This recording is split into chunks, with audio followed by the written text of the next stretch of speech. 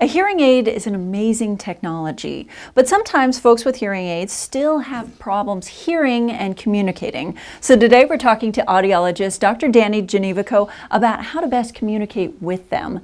So give us some advice. Well, first of all, you can't compare hearing loss to visual loss. With visual loss, you basically have the wrong shape to your eyeball, and so a corrective piece of glass can get most individuals to 20/20. Hearing loss is neurological. The normal ear has 30,000 nerve fibers between the two inner ears and the brain, and when you start losing hearing, you have electrical disturbances.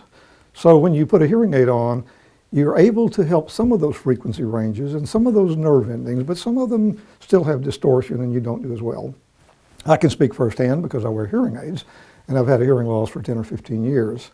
So it's important to understand you can't always get a person where they want to be.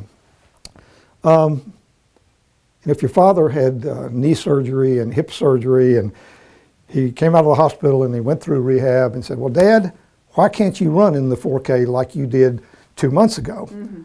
You had surgery. Right. And we understand that nothing can ever be repaired to the point that you're like you were when nature gave you the things that you need in order to do the things that you needed to do. We cannot replicate nature. And the same thing is true with your hearing loss. You can't get a person to the point where they will hear like they did when they were a child. I generally tell people, for the average person, a well-fit hearing aid by a good audiologist will give you 70 to 80% improvement. It's kind of like in World War II when the Americans came into Germany, they had to cross the Rhine River. Well, all the bridges were already blown up, so they used what are called pontoon bridges. So they would put a pontoon bridge, it would float on the river, and they'd put a second one, a third one, and then the tanks and the jeeps would all go across. Well, if they ran out of pontoons and they only had 2 instead of 3, then their goal would not have been achieved. And in the same sense, the rehabilitation of a hearing loss is not simply a hearing aid. That's only the first 2 pontoons. The last pontoon is knowing how to talk to people with hearing loss. Mm-hmm. For a mild hearing impairment, it's not that big a deal, but when you get someone that has a pretty severe hearing loss, there are things you need to do. Number one, try to confine your situations, your communication situations, to the quietest room in the house. Turn the television off.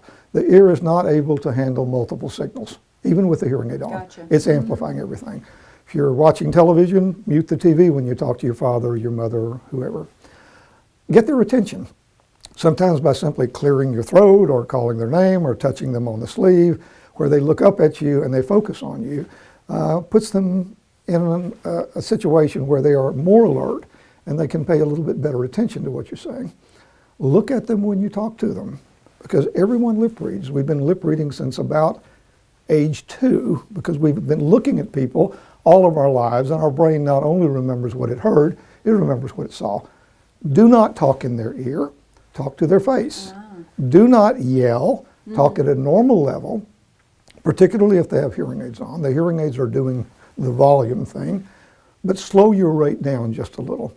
When you miss a word, you have a tendency to sit there and try to figure out what that word was. Well, while you're there figuring, because it was not quite precise enough, what's happening is you're spitting out more words at them. So faster talkers are always more difficult. Slow your rate down just a little. And again, you don't have to do these things with every person that has a hearing loss, but when you get people with significant hearing losses, that really makes a difference. So I think if you do those things and realize that the rehabilitation of a hearing loss is not a hearing aid.